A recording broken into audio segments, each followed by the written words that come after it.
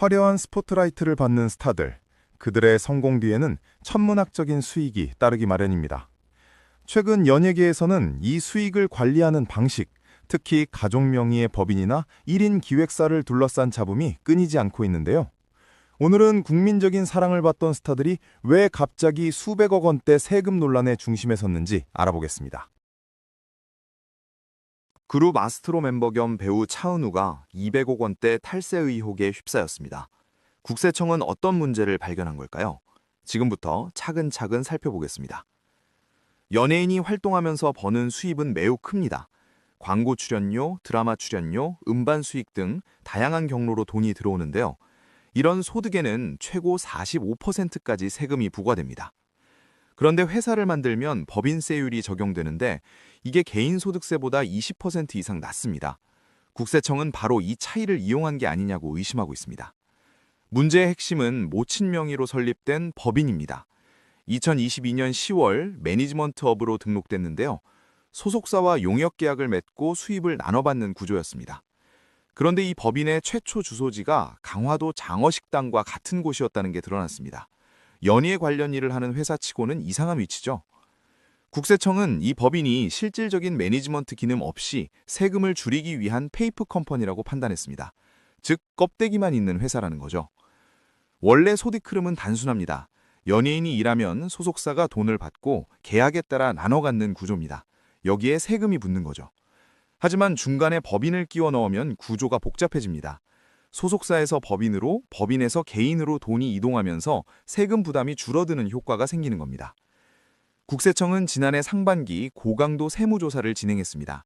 계약서, 입출금 내역, 실제 업무 내용 등을 꼼꼼히 들여다본 결과 탈세 혐의를 포착한 것으로 보입니다. 조사 결과 200억 원이 넘는 세금 추징 통보가 나갔습니다. 개인소득세와 법인세의 차액, 그리고 가산세까지 합쳐진 금액으로 추정됩니다. 논란이 커지자 광고업계가 빠르게 움직였습니다. 은행과 화장품 브랜드가 광고 영상을 비공개 처리하고 SNS 게시물을 삭제했는데요. 모델 리스크 관리 차원으로 해석됩니다. 해당 법인은 논란 직전인 지난해 12월 강남 사무실로 주소를 변경했습니다. 형식을 갖추려는 시도로 보이지만 이미 국세청 조사는 마무리된 상태였습니다. 소속사는 최종 확정된 사안이 아니며 적법한 절차에 따라 소명할 것이라고 밝혔습니다. 현재 과세전 적부심사를 청구한 상태인데요. 적부심사는 세금 부과 전에 납세자가 이의를 제기할 수 있는 제도입니다. 국세청 판단이 옳은지, 법 해석에 다른 여지가 있는지를 다시 검토받는 과정이죠. 핵심 쟁점은 명확합니다. 모친 명의 법인이 실제로 용역을 제공했는가, 아니면 단순히 세금을 줄이기 위한 도구였는가 하는 점입니다. 연예인 탈세 논란은 법인 활용 방식의 적법성을 둘러싼 복잡한 문제입니다. 적부심사 결과에 따라 최종 판단이 내려질 예정인데요. 세금 의무를 어떻게 이행하느냐가 공인의 신뢰를 좌우하는 시대입니다. 요즘 연예계에서 심상치 않은 일이 벌어지고 있습니다. 1인 기획사를 운영하던 유명 연예인들이 줄줄이 법적 제재를 받고 있는데요. 대체 무슨 일이 있었던 걸까요? 사건의 발단은 지난해 9월로 거슬러 올라갑니다. 가수 성시경의 1인 기획사가 10여 년간 등록 없이 운영됐다는 사실이 드러났습니다. 이 사건을 계기로 연예계 전반의 미등록 기획사 문제가 수면 위로 떠올랐습니다. 그리고 이번에 전 투애니언 멤버 CL이 검찰에 송치됐습니다. CL은 2020년 베리첼이라는 1인 기획사를 설립했는데요. 약 5년간 문화체육관광부에 등록하지 않고 회사를 운영한 혐의를 받고 있습니다. 현행법상 기획사를 운영하려면 반드시 문체부에 등록해야 합니다. 대중문화예술산업발전법이라는 법이 이를 규정하고 있는데요. 이 법은 연예인들의 권익을 보호하고 건전한 연예산업 생태계를 만들기 위해 마련됐습니다. 만약 등록 없이 기획사를 운영하다 적발되면 어떻게 될까요? 2년 이하의 징역 또는 2천만 원 이하의 벌금에 처해집니다. 생각보다 무거운 처벌인데요. 그만큼 법이 이 문제를 심각하게 보고 있다는 의미입니다. 흥미로운 점은 배우 강동원의 사례입니다. 강동원도 같은 의혹을 받았지만 그는 무혐의 처분을 받았습니다. 경찰 조사 결과 강동원은 기획사 운영이나 의사결정 과정에 직접 관여하지 않은 것으로 확인됐기 때문이죠. 하지만 강동원이 소속된 기획사의 대표와 법인은 검찰에 송치됐습니다. 결국 실제로 회사를 운영한 사람과 법인이 책임을 지게 된 셈인데요.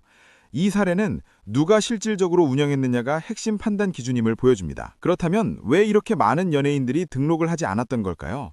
일각에서는 등록 절차가 복잡하고 까다로워서라는 의견도 있습니다. 하지만 법은 법입니다. 절차가 번거롭다고 해서 지키지 않아도 되는 건 아니죠. 또 다른 이유로는 인식 부족이 지적됩니다. 많은 연예인들이 1인 기획사를 설립할 때 개인 사업자 등록만 하면 된다고 착각했을 수 있습니다. 하지만 기획업은 별도의 등록이 필요한 업종이었던 겁니다. 문화체육관광부도 이 문제의 심각성을 인식했습니다. 대중문화예술기획업 일제 등록 계도 기간을 운영하며 자진 등록을 유도하기 시작했는데요. 처벌보다는 자발적인 법 준수를 우선한 셈입니다. 계도 기간 동안에는 과거 미등록 운영에 대해 처벌을 면제해주거나 감경해줍니다. 이 기간을 활용해서 많은 기획사들이 뒤늦게나마 등록을 마쳤다고 하는데요. 하지만 여전히 등록하지 않은 곳도 있을 것으로 보입니다. 이번 사건은 연예계 전반에 큰 경종을 울리고 있습니다. 유명 연예인이라고 해서 법 밖의 존재가 아니라는 사실을 다시 한번 확인시켜주고 있는데요. 앞으로 더 많은 미등록 기획사들이 드러날 가능성도 있습니다. 정리해볼까요? 첫째, 기획사를 운영하려면 반드시 문체부 등록이 필요합니다. 둘째, 미등록 운영 시 최대 2년 징역 또는 2천만 원 벌금이 부과됩니다. 셋째, 실질적 운영 주체가 누구인지가 핵심 판단 기준입니다. 넷째, 현재 계도 기간이 운영 중이니 미등록 기획사는 서둘러 등록해야 합니다. 이번 사건을 계기로 연예산업의 투명성이 한층 높아질 것으로 기대됩니다. 법과 제도를 준수하는 건강한 연예계 생태계가 만들어지길 바라봅니다. 2025년 연예계에 또 다른 논란이 불거졌습니다. 배우 이한이가 운영하는 기획사가 10년간 필수 등록을 하지 않은 채 활동해온 사실이 드러났는데요. 60억 원 세금 추징에 이어 이번엔 검찰 송치까지 이어졌습니다. 도대체 무슨 일이 있었던 걸까요? 문제의 핵심은 대중문화예술기획업 등록입니다. 법인이나 개인 사업자로 활동하는 연예인은 반드시 이 등록을 해야 하는데요. 2년 이상 실무 경력, 독립된 사무소, 대표자 결격 사유 검증 등의 요건을 충족해야 합니다. 이한이는 2015년 주식회사 한이라는 이름으로 기획사를 설립했습니다. 2023년까지 직접 대표를 맡았고 현재는 남편 피터장이 대표를 맡고 있는데요. 하지만 설립 후 거의 10년간 정식 등록 절차를 밟지 않았습니다. 미등록으로 활동하면 어떤 처벌을 받을까요? 2년 이하 징역이나 2천만 원 이하 벌금이 부과될 수 있습니다. 단순한 행정 절차가 아니라 법적 의무인 셈이죠. 그럼에도 많은 연예인 기획사들이 이를 간과해왔습니다. 이한이만의 문제는 아닙니다. 가수 성시경, 옥주현, 배우 강동원, 가수 송가인과 김한선도 같은 사례로 지적받았는데요. 연예계 전반의 등록 의무에 대한 인식이 부족했던 것으로 보입니다. 이에 문화체육관광부가 나섰습니다. 2025년 12월 31일까지를 일제 등록 계도 기간으로 정하고 자발적 등록을 유도했습니다. 계도 기간 동안에는 처벌이나 과태료가 면제되는데요. 일종의 마지막 기회를 주는 셈입니다. 하지만 계도 기간이 끝난 뒤에도 문제가 반복되면 강경 대응하겠다는 게 문체부의 방침입니다. 한국콘텐츠진흥원과 함께 미등록 기획사들에게 등록 절차와 요건을 안내하며 압박을 높이고 있습니다. 이한이 측은 뒤늦게 입장을 냈습니다. 등록 의무를 충분히 숙지하지 못했다며 전문가 자문을 받아 절차를 진행 중이라고 해명했는데요. 실제로 지난 10월 28일 등록을 완료하고 등록증을 받았다고 밝혔습니다. 하지만 이미 경찰 조사는 진행됐습니다. 서울 강남경찰서는 이한이 부부와 법인 호프 프로젝트를 대중문화예술산업발전법 위반 혐의로 검찰에 송치했습니다.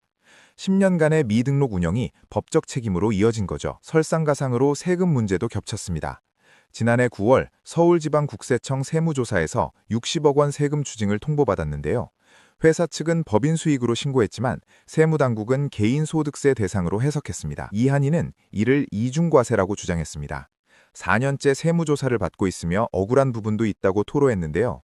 하지만 추징된 세금은 이미 전액 납부한 상태입니다. 이번 사건은 단순한 행정착오로 보기 어렵다는 지적이 나옵니다.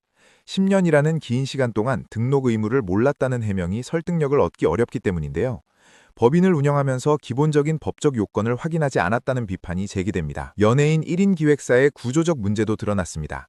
많은 스타들이 세금 최적화와 수익 관리를 위해 개인 법인을 설립하지만 법적 의무사항에 대한 인식은 부족한 경우가 많습니다. 이한이는 소속사를 통해 관련 절차에 성실히 임하겠다는 입장을 거듭 밝혔습니다. 검찰 수사 결과에 따라 추가 처벌 여부가 결정될 전망인데요. 이번 사건이 연예계의 법적 인식 개선으로 이어질지 주목됩니다. 60억 세금 추징에 이어 10년간 미등록 운영, 그리고 검찰 송치까지.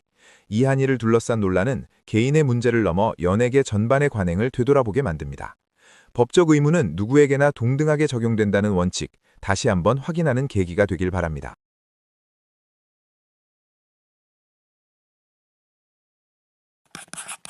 요즘 금값이 심상치 않습니다. 국제 금 시세가 온스당 4,700달러를 돌파하며 사상 최고가를 경신했는데요. 국내에서도 금 한 돈 가격이 98만 원까지 치솟았습니다. 도대체 무슨 일이 벌어지고 있는 걸까요?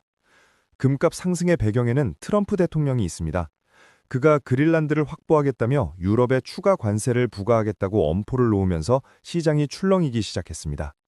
미국과 유럽 간 갈등이 고조되자 투자자들이 안전자산으로 몰린 겁니다. 지정학적 리스크는 이것만이 아닙니다. 베네수엘라 대통령 축출 시도, 이란 반정부 시위까지 올해 초부터 세계 곳곳에서 불안 요소가 터져 나왔습니다. 이런 불확실성이 커질수록 투자자들은 본능적으로 금을 찾게 되는데요. 금이 안전자산으로 불리는 이유가 있습니다. 달러나 주식과 달리 금은 어느 나라 정부도 마음대로 찍어낼 수 없습니다. 수천 년간 가치를 인정받아온 실물 자산이기 때문에 위기 때마다 피난처 역할을 해왔습니다. 여기에 미국 연방준비제도의 통화정책도 영향을 미치고 있습니다. 연준이 금리 인하 기조를 유지하면서 달러 가치가 약해지고 있는데요. 달러가 약해지면 상대적으로 금의 매력은 올라가게 됩니다. 흥미로운 건 이번엔 안전자산과 위험자산이 동시에 오르고 있다는 점입니다. 보통은 둘 중 하나가 오르면 다른 하나는 내리기 마련인데요. 연준의 완화적 통화 정책이 시장 전체의 유동성을 공급하면서 나타난 현상으로 해석됩니다. 국내 금시장에도 주목할 변화가 있습니다. 바로 김치 프리미엄의 소멸인데요. 김치 프리미엄이란 국내 금값이 국제 시세보다 비싸게 거래되는 현상을 말합니다. 작년 10월엔 이 프리미엄이 20%를 넘기도 했습니다. 그런데 지금은 어떨까요? 국내외 금값 차이가 0.34%에 불과합니다. 사실상 프리미엄이 사라진 셈이죠. 국내 수급 쏠림이 완화되면서 시장이 정상화되고 있다는 신호로 읽힙니다. 이런 변화 덕분에 금 투자 환경이 좋아졌습니다. 예전엔 국내에서 금을 사면 국제 시세보다 비싸게 샀는데요. 이제는 거의 국제 시세대로 투자할 수 있게 된 겁니다. 실제로 금 투자 상품에 돈이 몰리고 있습니다. ACE KRX 금 현물 ETF는 순자산이 4조 원을 돌파했는데요. 작년 11월 3조 원을 넘긴 지 불과 2달 만에 1조 원이 불어난 겁니다. 금뿐만이 아닙니다. 은 가격은 온스당 90달러를, 구리 가격은 톤당 1만 3천 달러를 넘어섰습니다. 모두 역대 최고 수준인데요. 금, 은, 구리가 함께 오르는 에브리싱 랠리가 펼쳐지고 있습니다. 은이 함께 오르는 이유가 있습니다. 은은 귀금속이면서 동시에 산업용 금속이기도 합니다. 전기 전자제품과 태양광 패널에 필수적으로 쓰이는데요. 공급은 부족하고 수요는 늘어나니 가격이 오를 수밖에 없습니다. 그렇다면 앞으로 금값은 어떻게 될까요?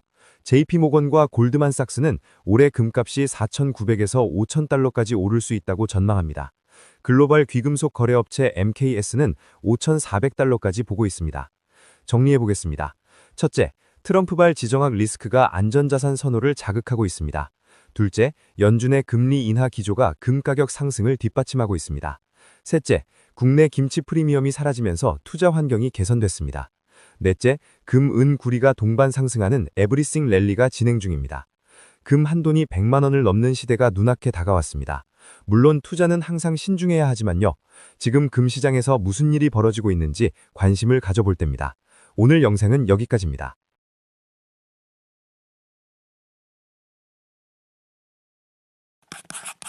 지난해 경찰이 적발한 산업기술 유출 사건이 역대 최대 규모를 기록했습니다. HBM 반도체의 2차 전지 조선기술까지 대한민국의 핵심 경쟁력이 어떻게 빠져나갔을까요? 오늘은 기술 유출의 실태와 그 이면을 들여다보겠습니다. 2024년 한 해 동안 적발된 기술 유출 사건은 총 179건입니다. 전년 대비 45.5%나 증가한 수치인데요. 검거된 인원도 378명으로 41.5% 늘어났습니다. 경찰청 국가수사본부 출범 이후 최대 성과라고 하는데 역설적으로 그만큼 기술 유출이 심각하다는 방증이기도 합니다. 유출된 기술은 어디로 향했을까요? 해외 유출 33건 중 중국이 18건으로 54.5%를 차지했습니다. 베트남 4건, 인도네시아와 미국이 각각 3건 순이었는데요. 흥미로운 점은 중국 비중이 2023년 74.1%에서 지난해 54.5%로 줄었다는 겁니다. 이건 중국으로의 유출이 줄어든 게 아니라 유출 경로가 교묘해졌다는 뜻입니다. 베트남 등 제3국을 경유하는 우회 루트가 늘어난 거죠. 마치 강물이 막히면 새끼를 찾듯 범죄 네트워크도 진화하고 있는 겁니다.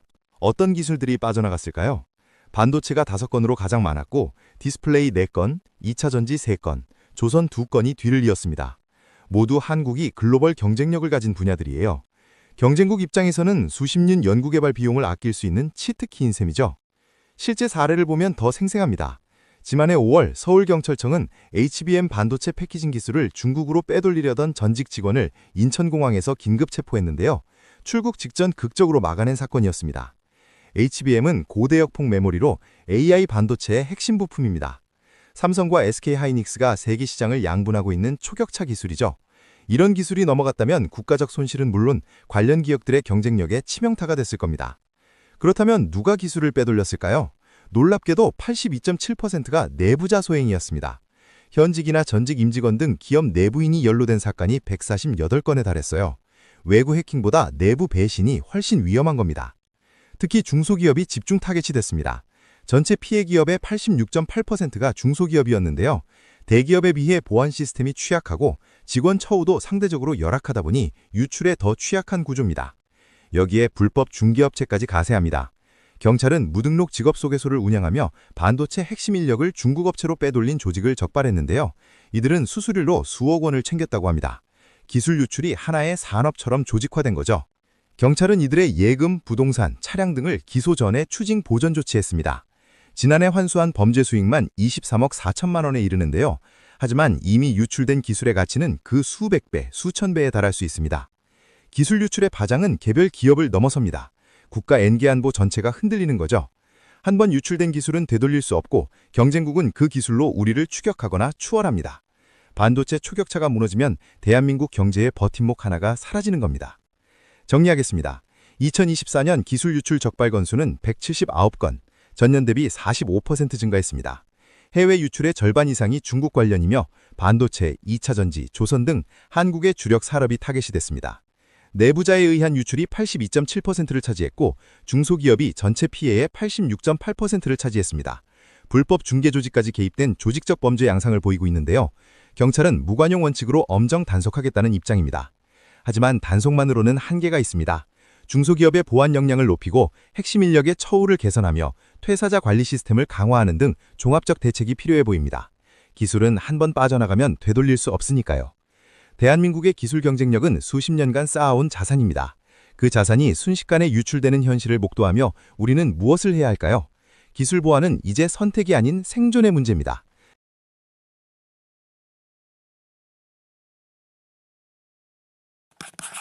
올봄 한국 제조업 현장에 거센 바람이 불어올 조짐입니다. 현대차와 기아노조가 10년 만에 손을 잡았고 하청 노조들도 원청과의 직접 대화를 요구하기 시작했습니다. 그 중심엔 노란봉투법이라는 새로운 법이 있습니다. 노란봉투법은 3월부터 시행됩니다. 이 법의 핵심은 누가 사용자인가라는 개념을 넓히는 겁니다. 지금까진 직접 고용한 회사만 사용자였다면 앞으로는 하청 노동자에게도 원청 기업이 책임을 져야 하는 상황이 열리는 거죠. 또 하나 파업할 수 있는 범위도 확대됩니다. 과거엔 임금이나 근로시간 같은 근로조건만 파업 대상이었습니다. 하지만 새 법에선 경영상 결정까지 쟁의 대상에 포함될 수 있어요. 정년 연장이나 주 4.5일 근무제도 이제 파업 명분이 될 수 있다는 얘기입니다. 현대차와 기아노조는 이 기회를 놓치지 않으려 합니다.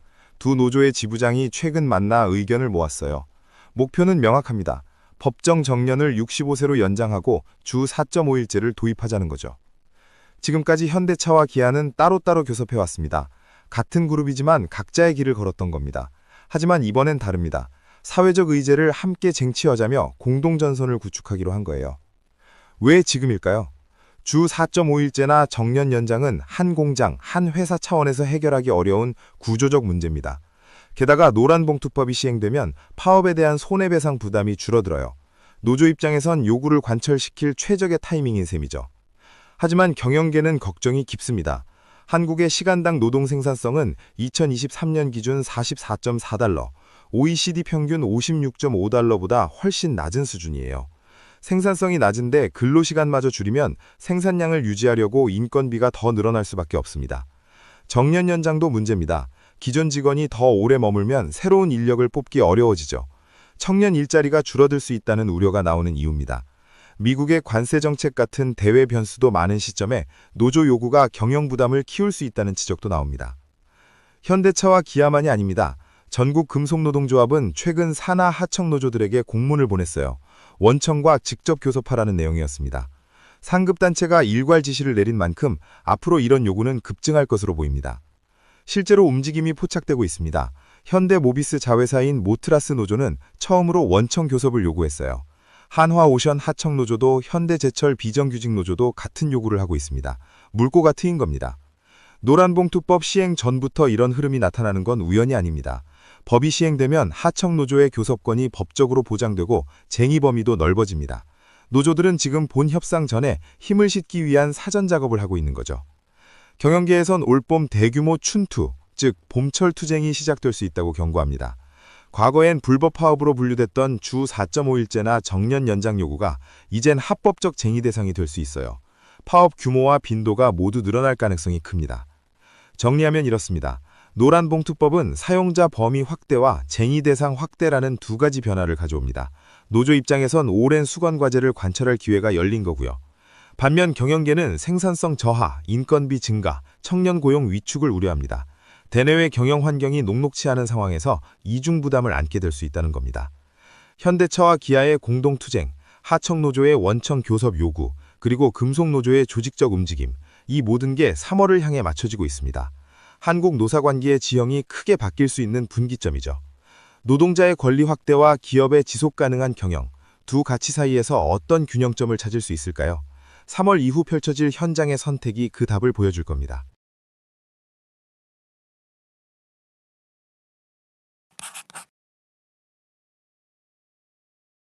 아니, 왜 뜬금없이 그린란드를 산다는 거야?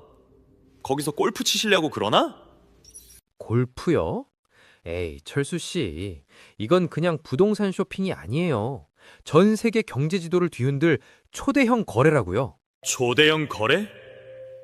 그냥 땅 사는 게 아니라고? 네. 거절하면 유럽한테 관세 100%를 때리겠대요. 이건 협박, 아니, 아주 거친 제안이죠. 미국과 유럽, 지금 그야말로 강대강 대치 상황. 자, 지금부터 이 사태가 철수 씨 월북 통장에 어떤 나비 효과를 불러올지 딱 정해드립니다. 관세 100%면 물가 좀 오르려나 싶은데. 하지만 덴마크 땅인데 미국이 뺏을 순 없는 거 아니냐고요? 철수 씨, 그런 태평한 소리가 나와요? 군용기까지 떴는데? 단순한 말싸움이 아닙니다.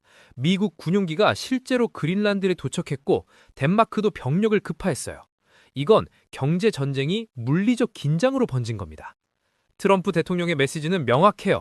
그린란드 내놔! 안 주면 니네 유럽 8개국한테 관세 100% 매길 거야. 사실상 무역 단절 선언이죠. 왜 이렇게까지 하냐고요? 그린란드는 단순한 얼음 땅이 아니거든요. 북극 항로의 핵심이자 엄청난 자원이 잠든 안보 요충지. 미국 입장에선 중국, 러시아 견제하려니 여기가 필수인 거죠. 상황은 일촉즉발입니다. 미 북미 항공우주 방위사령부 군용기가 그린란드에 착륙했고 덴마크는 내 땅 건들지 마! 라며 병력을 보냈어요. 진짜 총만 안 들었지 전쟁터나 다름없죠. 유럽은 지금 패닉입니다. 이제 미국은 우리 동맹이 아니다. 우리끼리 살 길 찾아야 한다는 말까지 나오고 있어요. 70년 혈명인 대서양 동맹이 붕괴 직전인 겁니다. 이 와중에 신난 건 누구? 바로 러시아. 야, 니네끼리 싸우니까 재밌다. 메가? 그거 유럽을 거지로 만드는 거잖아. 라며 대놓고 조롱하고 있죠. 결판은 어디서 날까요? 바로 내일 열릴 다보스 포럼입니다. 트럼프와 유럽 정상들이 한자리에 모이거든요. 여기서 주먹 다짐, 아니 단판을 짓겠죠. 그럼 만약에 다보스에서 싸우고 헤어지면 철수 씨 해외 주식은 어떻게 될까요? 전 세계 증시가 요동치겠죠. 철수 씨 계좌도 파란불 켜질 수 있어요. 안전자산인 금, 달러는 솟구치고 무역 위축으로 유가는 춤을 출 겁니다. 지금 시장은 트럼프의 입만 바라보고 있는 상황이에요. 특히 21일 트럼프 연설, 그리고 22일 마크롱이 제안한 G7 긴급회의, 이 이틀이 세계 경제의 운명을 가를 골든타임입니다. 맞아요, 철수 씨. 남의 나라 땅 따먹기 싸움이 아닙니다. 이 거대한 파도 속에서 살아남으려면 안전벨트 꽉 매고 시장 흐름을 예의주시해야 합니다. 다보스에서 어떤 결론이 나올지 제가 가장 먼저 분석해 드릴게요. 불안하면 뭐다? 지금 바로 구독! 다음 영상에서 만나요.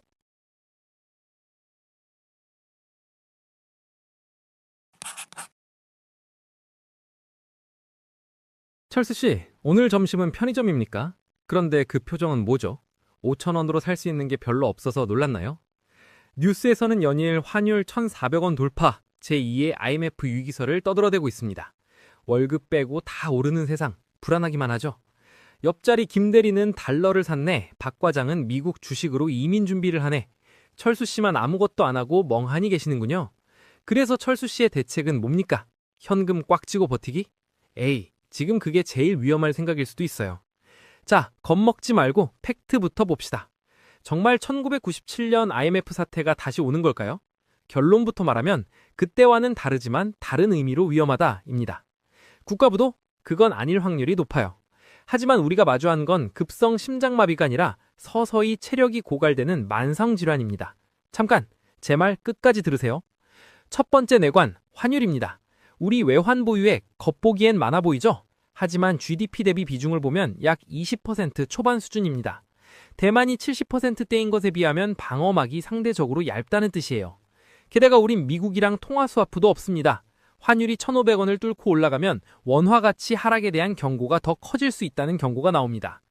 두 번째, 반도체 착시입니다. 한국 경제 성장률이 그나마 버티는 건 반도체 덕분입니다. 수출의 24% 안팎이 반도체니까요. 이걸 빼면 다른 산업은 사실상 정체 상태에 가깝습니다. 이게 바로 K자형 양극화입니다. 첨단 산업만 잘 나가고 우리가 먹고 사는 내수 시장은 바닥을 기고 있죠. 철수 씨가 체감 경기가 춥다고 느끼는 건 기분 탓이 아니라 팩트입니다. 세 번째, 우리 2030 세대의 현실은 더 가혹합니다. 대졸자는 쏟아지는데 양질의 일자리는 줄었다는 느낌이 큽니다. 늘어난 일자리는 공공, 단기 일자리 비중이 높다는 지적도 있죠. 밥값, 교통비는 19년도 대비 체감상 5배는 더 오른 것 같죠? 청년층은 체감 물가가 5% 이상이라고 느낀다는 조사도 나옵니다. 월급은 거북이처럼 기어가는데 물가는 치타처럼 뜁니다. 결국 역저축 현상이 일어납니다. 저축을 깨거나 빚을 내서 생활비를 메꾸는 거죠. 소득 대비 부채 비율이 2030대에서 가장 높게 나타난다는 통계도 있습니다. 자, 정리해봅시다. 한국 경제는 지금 반도체 하나에 의존한 채 저성장이라는 늪에 빠져들고 있습니다. 여기서 철수 씨가 자산을 한 군데, 한 통화에만 몰아두는 건 위험을 제대로 관리하지 않는 것과 비슷합니다.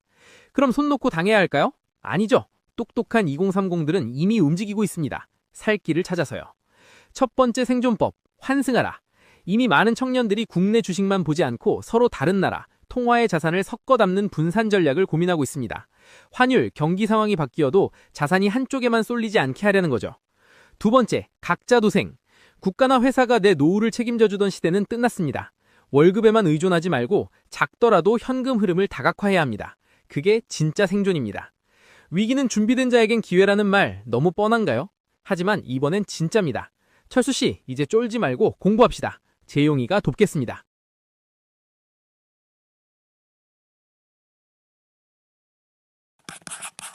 트럼프가 돌아오자마자 덴마크령인 그린란드에 군대를 보낸 유럽 8개국에 최대 25%의 관세를 때리겠다고 선언했는데요. EU와의 무역 합의? 트럼프에겐 휴지 조각이나 다름없었습니다. 결국 이 관세 한 방에 나토 동맹은 80년 만에 최대 위기를 맞았고 우리 계좌에도 비상이 걸렸습니다. 트럼프의 마음에 안 들면 언제든 약속을 뒤집고 관세를 부과할 수 있다는 설레가 남았기 때문인데요. 내 주식은 괜찮겠지? 라고 안심하던 분들도 이제는 잠을 설칠 판입니다. 그린란드를 팔지 않으면 관세를 내라는 트럼프의 요구는 단순한 위협을 넘어섰습니다. 사실상 유럽의 목줄을 쥐고 흔드는 모양새인데요. 유럽 정당들은 무역협정 비준은 이제 불가능하다며 강력히 반발하고 있지만 미국의 자국 우선주의 앞에서는 속수무책인 상황입니다. 특히 한국 입장에서 가장 무서운 건 예측 불가능성입니다. 트럼프가 어제 맺은 무역 합의를 오늘 그린란드 문제로 뒤집는 걸 보면 우리 기업들이 맺은 수많은 약속도 언제든 관세 폭탄으로 돌아올 수 있다는 뜻이거든요. 내일 아침 눈 떴을 때 어떤 종목이 하락할지 아무도 모릅니다. 한편 태평양 건너 중국은 원전 굴기에 박차를 가하고 있습니다. 세계 최초로 원자력과 석유화학 플랜트를 결합한 이중 원자로 프로젝트를 착공했는데요. 탄소 중립도 지키고 석유화학 산업에 고온의 열에너지를 공급하겠다는 중국식 솔루션의 등판입니다. 하지만 빛이 있으면 어둠도 있는 법이죠. 중국이 미국의 AI 칩 엔비디아 H200을 통관을 사실상 막아버렸습니다. 미국이 조건부 수출을 승인했음에도 불구하고 중국 당국은 필요할 때만 사라는 지침을 내리며 사실상 자국산 칩 사용을 강요하는 금수 조치를 시행 중입니다. 이 여파로 엔비디아 부품 공급 업체들은 줄줄이 생산 중단을 선언했습니다. 재고 손실을 피하기 위해 공장을 멈춘 건데요. 알리바바나 바이트댄스 같은 중국 빅테크들은 AI 훈련을 위해 H200이 절실한 상황이라 속이 타들어가고 있습니다. 미중 기술 전쟁의 불씨가 다시 타오르고 있네요.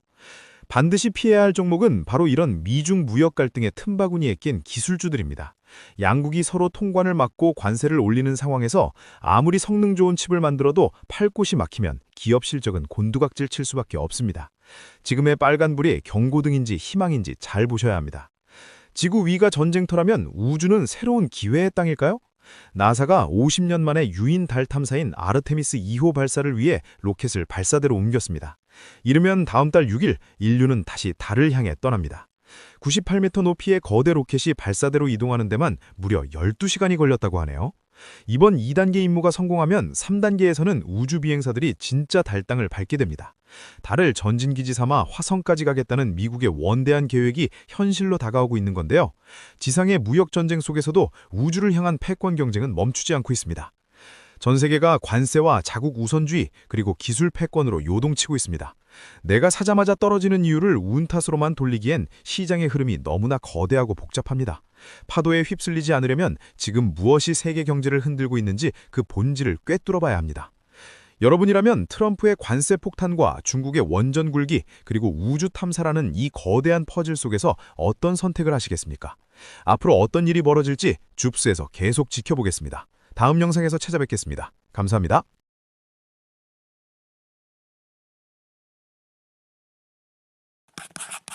여러분의 동네 금융기관 새마을금고가 대대적인 변신을 선포했습니다. 연임에 성공한 김인중앙 회장이 뉴 MG 구상을 발표했는데요. 가장 눈에 띄는 목표는 한때 8%가 넘었던 연체율을 임기 내에 3%대로 뚝 떨어뜨리겠다는 겁니다.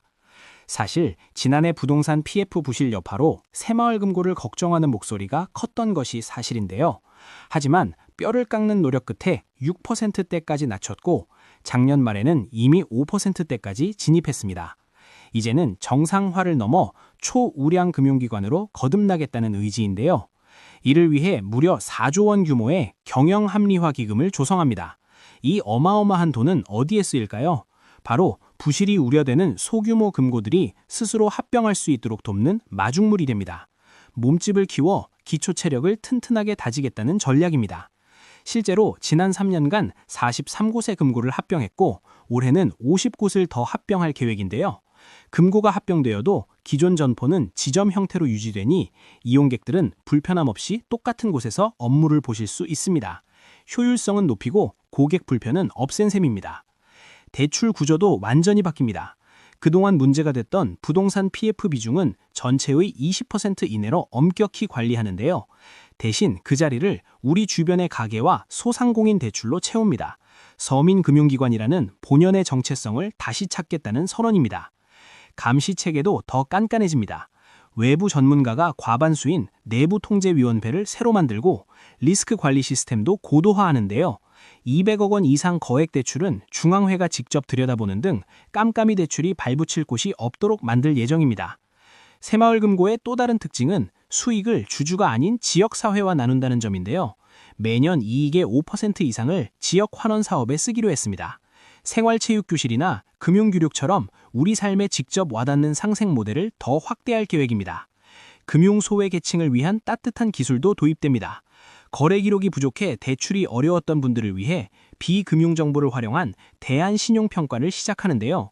문턱을 낮춰 진정한 지역 공동체의 버팀목이 되겠다는 구상입니다. 인공지능 기술도 적극 도입됩니다.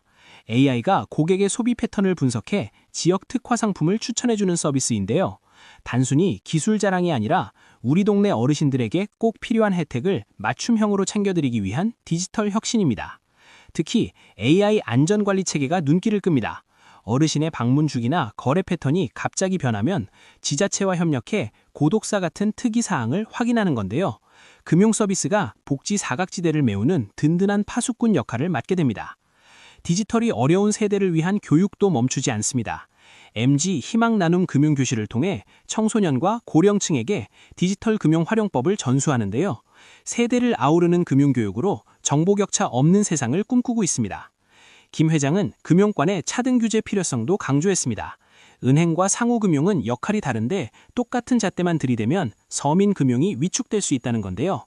지역 경제를 살리기 위한 합리적인 규제 환경을 만드는 데도 앞장설 계획입니다. 오늘 내용을 정리해 보겠습니다. 첫째, 4조 원의 기금을 투입해 부실금고를 합병하고 경영을 합리화합니다. 둘째, 연체율을 임기 내에 3%대로 낮춰 재무 건전성을 확보합니다. 건실한 금고로의 복귀가 눈앞에 다가왔습니다. 셋째, 부동산 PF 비중을 줄이고 가계와 소상공인 중심의 서민금융으로 돌아갑니다. 넷째, 이익의 5%를 사회에 환원하고 AI 기술을 복지에 접목해 지역 공동체성을 회복합니다. 새마을금고의 본질인 상생에 집중하는 모습입니다. IMF나 글로벌 금융위기 때도 정부 도움 없이 자력으로 일어섰던 새마을금고인데요. 이번에도 뼈를 깎는 혁신을 통해 금융생태계의 당당한 일원으로 거듭나려 합니다. 위기를 기회로 바꾼 새마을금고의 내일이 기대됩니다. 우리 동네 금융주치, 새마을금고의 변화를 여러분은 어떻게 보시나요? 더 튼튼하고 따뜻해진 금고의 활약을 응원해봅니다. 지금까지 줍스였습니다. 시청해주셔서 감사합니다.